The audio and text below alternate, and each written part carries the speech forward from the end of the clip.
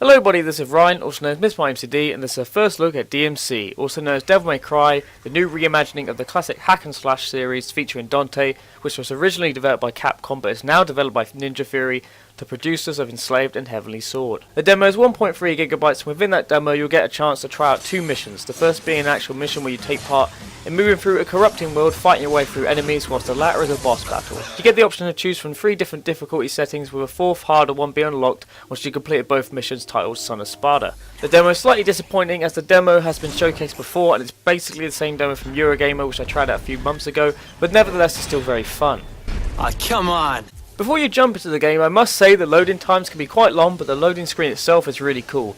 It shows off all the different movesets you can pull off as Dante and just how versatile you can be with the weapons in hand. There is even a move list feature in the game that is really handy and a welcome comeback from previous games in the series, as you then feel you can do the type of stuff featured in the loading screens, although the move list is a little weird. It doesn't tell you can do certain moves such as pressing X and A together to do a rainstorm, or X and A together in the air to do an inverse rainstorm, which is odd, but let's get into what really matters, and that's the combat.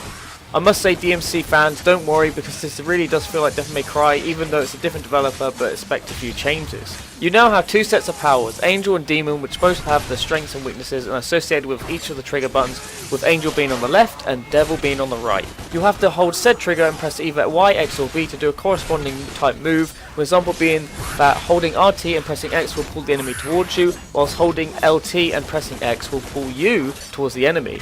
Having these 2 types of attack moves can make the combat pretty confusing and will take some time getting used to, but it's very rewarding once you get used to it. What worries me though is if Ninja Theory are going to incorporate other weapons further into the game.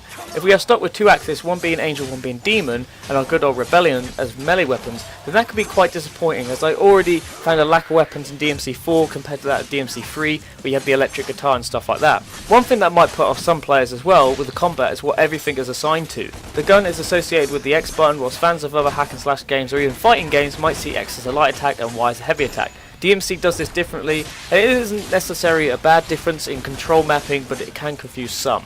Although the combat still feels very much like a Devil May Cry game. It's very fun, fast and generally satisfying with plenty of depth and movesets for you to pull off, and it's great to know that the combat feels great as you're playing the Son of Sparta modes, which features different enemy types with different attacks, and that when you die or don't succeed, it isn't anyone's fault but yourselves, and that it's either you pulled off the wrong move or you're still getting used to controls, which I stated earlier can take a while to get used to, but once you put in the time in, you'll feel all better for it. Graphically speaking, the game looks fantastic, with the world being well realised. The world seems to be collapsed around Dante and almost killing him, which is a pretty cool mechanic, especially knowing that the platform in this game is actually quite fun and easy to pull off, rather than it was in past iterations in the series, where it was finicky and bullshit.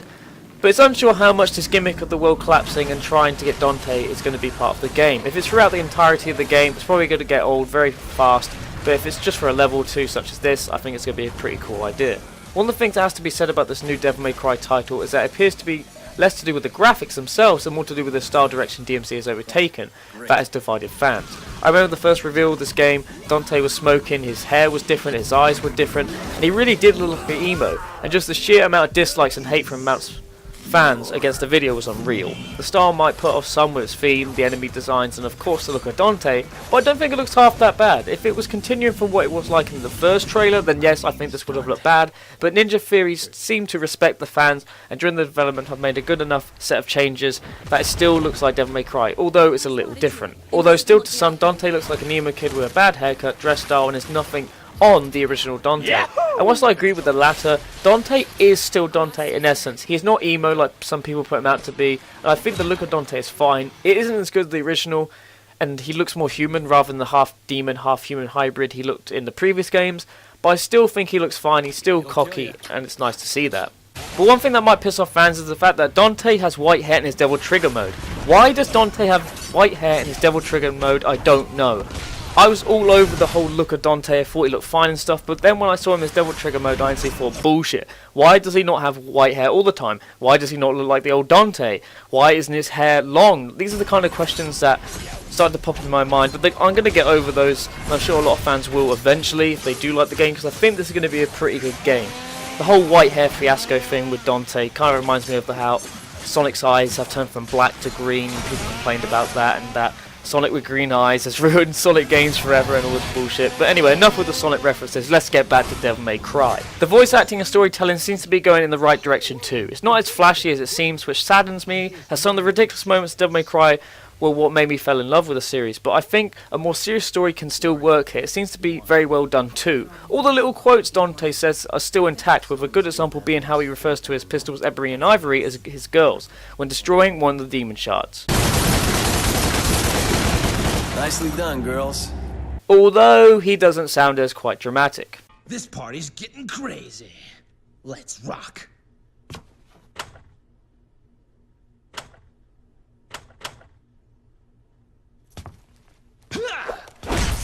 Your female companion is alright too and seems quite interesting and a bit mysterious as well, but the way she dresses just comes off as a wannabe assassin from Assassin's Creed with a hood of hers and all that kind of stuff. But going back to the voice acting, is it me, or is there a bit too much unnecessary swearing in this game?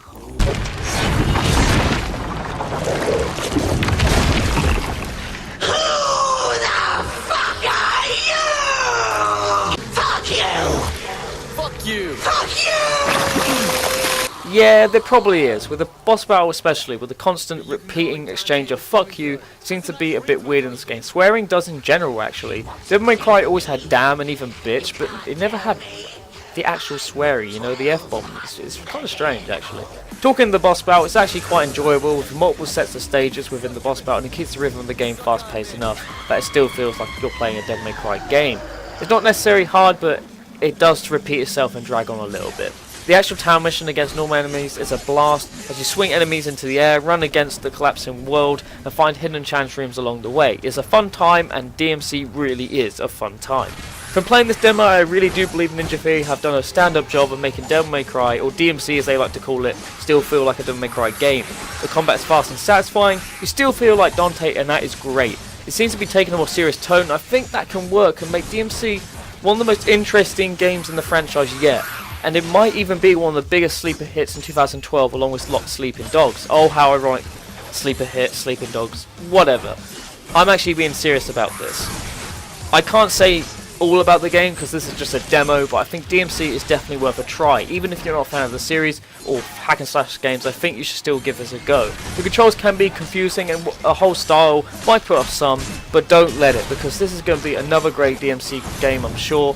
Another great DMC game into the series. Try the demo in the description. Don't forget to subscribe for more great content from myself, MrMightyMcD. Hope you guys have a nice day and take care. The game has changed. We have a new weapon, and he's coming for you.